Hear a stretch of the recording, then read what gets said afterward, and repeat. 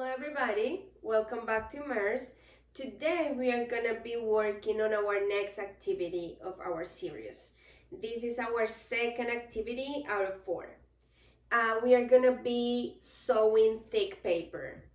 Since your child has been practicing that activity of punching paper, you may have some of the paper that your child did, or you can ask him or her to do another one so you can show him or her this activity. We are gonna use the paper that had the dots. So now we have some pre-made holes on the paper. So I'm gonna need that paper. I am gonna also need for this activity a needle. This activity is for children around 3.5 years and up. So we want to choose a needle. I have 2 kinds here. Both of them work perfectly.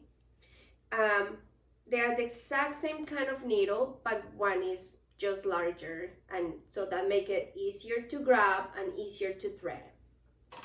We want to pick for this activity a needle that has a round tip, so like even if the needle is hitting me, it's not poking my finger. And also these needles have a large eye, so it's easier for your child to get successful threading the needle. And since the needle is not too sharp, that's why it is perfect to have a paper that has pre-made holes. I have them in a container that help me not get the needles lost, and also your child to know exactly where to find and put the material back. I'm going to need some pre-cut thread. So as you see, it is just in a little roll. You can have, because you're probably gonna have a couple of pieces of paper, so your child can do a couple if he or she wants.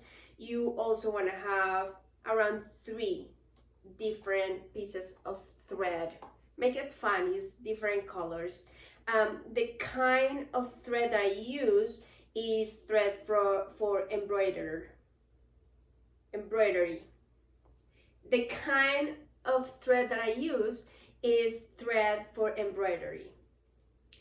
And here I have a little container with some water.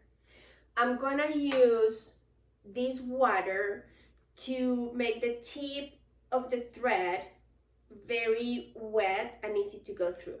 So for example, growing up and still, what I do is I lick the thread, right? But we want to be able to have an activity that children can share or that they can use without spreading germs. So we are gonna use the water. And I have some scissors. So the first thing that I'm going to do is I have my paper there. I'm going to choose my needle. First of all, I'm gonna put it on top of my paper so it doesn't roll away from me. I'm gonna grab my thread and I'm gonna have my water ready to go, because I don't want to be holding the needle and then realizing I don't have the water ready to dip the thread. So I'm gonna hold the end of the thread and then simply unroll it so the child has the full length. I'm gonna hold my needle. Sorry, I'm not gonna hold my needle yet. I'm gonna dip my thread first. Be very intentional and exaggerate your movement. So your child goes, you're gonna be dipping. And then you are gonna make this movement with your fingers so the thread is ready to go. Now you hold the needle and you show the child how the thread moves towards the needle and the needle stays steady. And then the thread goes through. Then you grab that end, let it down. I know as adults we could be doing this really fast, but the thing is that we want to do it very slowly so the child is seeing step by step. Even when you make the knot, like make sure to show the child how you make like a big loop, and then that end part you bring it in the middle, and then you pull for the knot. You are gonna be helping with the knot a few times in the beginning. Every time you help with the knot, not just do the knot and give it back. Every time you show the full process, and even practice knots with other things, the shoes, like every other opportunity that you have. The idea is that your child is gonna be able to do this knot by him or herself. And you're gonna maybe find one day that your child is gonna say, no, I can't do it. No, let me do it. And we as adults can be like very eager to just let me do it for you, let me help you. But remember, we are only gonna give the child the very necessary help. Otherwise, we're gonna let them do it. So now I'm gonna sew. I'm gonna start going down through one of the pre-made holes, and I'm gonna push. I wanna turn around the paper so I can see that I'm pulling up. And then I can see the next hole. I'm gonna go down the next hole and I'm gonna flip. This is what I'm gonna flip. As adults, we could be doing it up and down, just holding it like this. But this is a new activity for the child, and what's gonna happen is that it's gonna be easy to just wrap the paper and not do it successfully.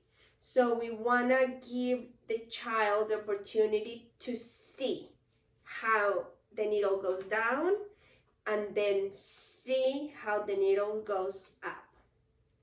Also, something that maybe you guys are seeing right now is that even with the pre-made holes, I have to go a little hard, and sometimes it looks like I'm gonna get my fingers.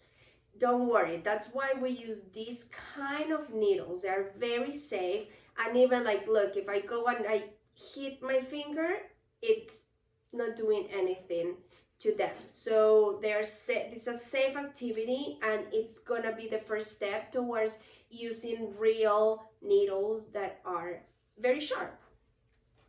Okay, and so the scissors, I'm gonna use them when I'm all done, and you're gonna see how the entire figure is gonna be sewn, and you're gonna see the color of the thread. So at the very end, you are gonna show your child again how to make a big loop with the needle, with the thread, and go with the needle in the middle and pull for a knot. So after that knot, your child is gonna cut, so that helps the thread to stay there and not fall apart. So this is our activity for today. I hope you enjoyed it. I hope you enjoy it with your child, and let me know, leave me a comment, send me a message if you have questions, if you want to share with me what you did with your child.